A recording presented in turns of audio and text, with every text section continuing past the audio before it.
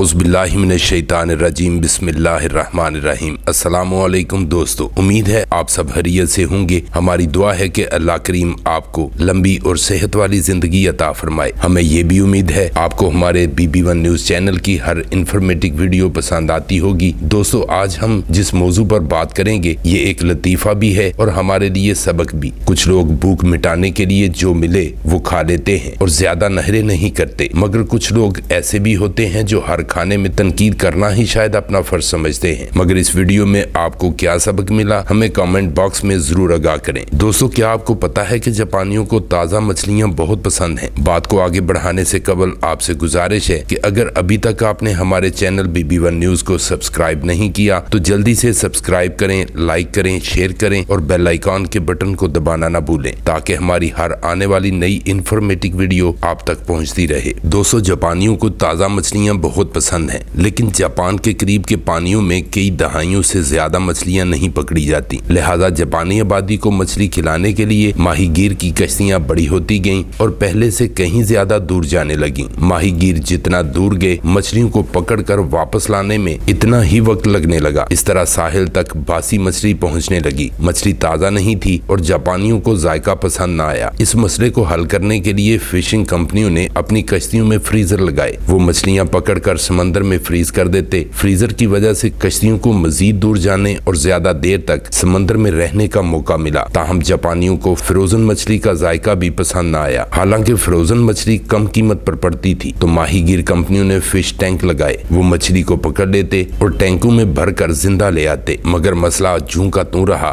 थोड़े वक्त बाद मछलियां सुस्त हो जाती। वो जिंदा तो रहती लेकिन मदहोश हो जाती। बदकिस्मती से जापानियों को अब भी इस मछली का जायका पसंद न आया। चूंकि मछली कई दिन तक हरकत नहीं करती थी इसलिए ताज़ा मछली वाला जायका खो जाता। माहीगीर की सनत को एक आने वाले बहरान का सामना करना पड़ा, लेकिन अब इस बहरान पर काबू पा लिया गया है और वो इस मुल्क में एक अहम तरीन तजारत बनकर उभरा है। जापानी फिशिंग कंपनियों ने इस मसले को कैसे हल किया, वो जापान में ताज़ा जायके वाली मछली कैसे हासिल करते हैं। मछली के जायके को ताज़ा रखने के लिए जापानी माहीगीर कंपनियों ने इस मछली को टैंकों में डाल दिया, लेकिन अब वो हर टैंक में एक छोटी सी शार्क को भी शामिल रखते हैं। शार्क कुछ मछलियां खा जाती है, लेकिन ज्यादातर मछलियां इंतहाई रवादवा और मुतहरक हालत में रहती हैं। चूंकि मछलियों को शार्क से खतरा रहता है और इसी वजह से वो मुतहरक रहती हैं और सेहतमंद हालत में भी मार्केट तक पहुंचती हैं और वो अच्छी कीमत पर भी फरोख्त होती हैं। मछलियों को खतरे का सामना उन्हें ताज़ा दम रखता है। इंसानी फितरत भी मछली से मुख्तलिफ नहीं है। एल्ड्रोन बार्ड ने 1950 की दहाई के अवाइल में मुशाहिदा किया, इंसान सिर्फ एक मुश्किल माहौल की मौजूदगी में अजीब तौर पर काफी ग्रो और तरक्की करता है। जॉर्ज बर्नार्ड शॉ ने कहा, इत्मीनान मौत है। अगर आप मुस्तकिल तौर पर चैलेंजों को फतह कर रहे हो तो आप खुश हैं। आपके चैलेंजेस आपको मुतहरक रखते हैं, वो आपको भरपूर जिंदा रखेंगे। इसलिए आप भी अपने टैंक में शार्क रखें और देखें कि आप